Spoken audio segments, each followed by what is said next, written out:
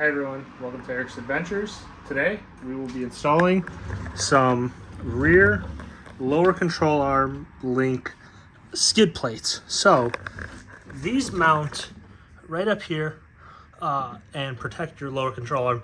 This is a pretty weak spot and it's pretty down, so rocks can hit it. So these skids will keep you from bashing your lower control arm ends on rocks. And yeah, I got these from RCI. They come with the full hardware kit.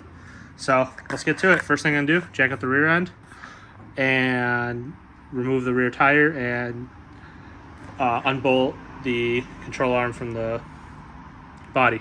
So to remove this, it's a 19 millimeter. Remember, always loosen from the nut side. So I've got my impact, got a wrench on this side. And there we go, it comes off. Now just hammer the bolt out and this control arm will drop down.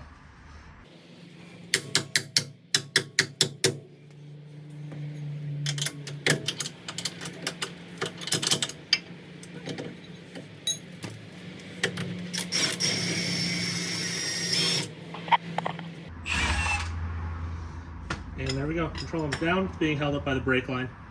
So now I will take the one that goes on here and mount it up. It does come with new hardware, and mark out the two hole locations on the frame. So then I'm going to use a punch, mark the holes, and I'm going to drill. And the kit comes with two self-tapping screws, so I'm going to drill the right hole and use the self-tappers here.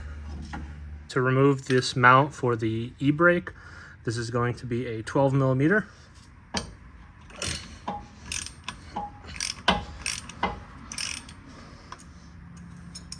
When you get this off, save this bolt because you will reuse this on the new control arms.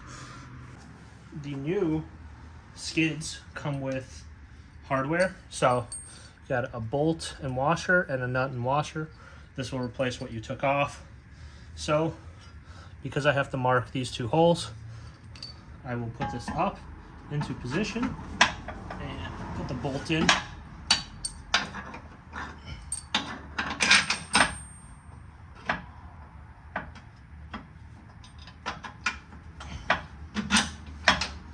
Where it's going to go.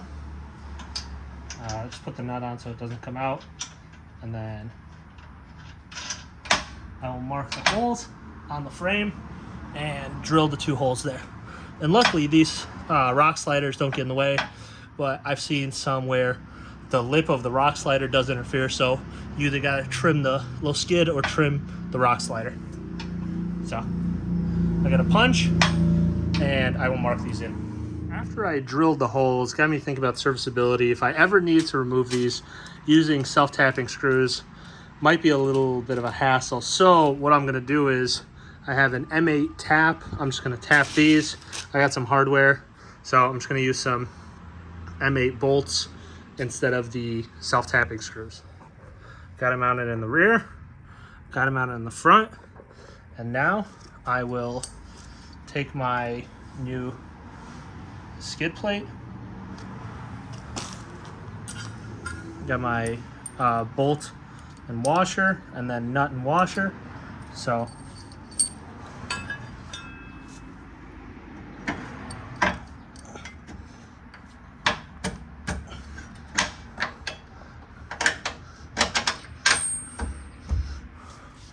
I have to use a little bit of a hammer to get it all the way through. There we go. Nut on the inside, or washer first, then nut. And this is good. And now I will line this up and put the bolts in to the threaded holes first, and then tighten this one up. These M8s are going to be a 10 millimeter head. I used a threaded hole instead of using the self-tappers because if these bolts ever get hit with a rock and break off, I can reuse the tapped hole, whereas self-tappers, it might not be able to, and then I might have to try to find a different bolt. So just hand tight on these.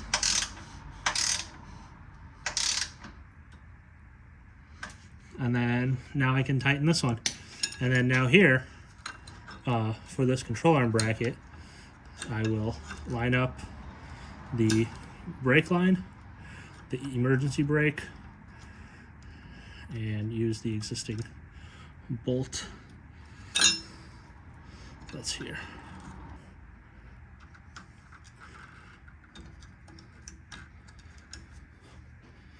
And this was a 12mm bolt.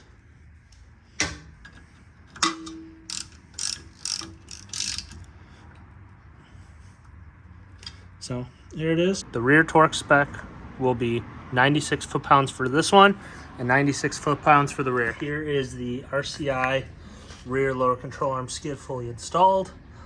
I've got the 2 tapped holes with M8s. I've got the new hardware, and I also installed some new rear lower control arms. That's going to be in a different video, but figured while doing these, knock out the control arms as well. So it looks like going to provide a lot of protection, and I'm excited to see how it works. If you like this video and found some useful information, give it a like, subscribe to the channel. See you next time.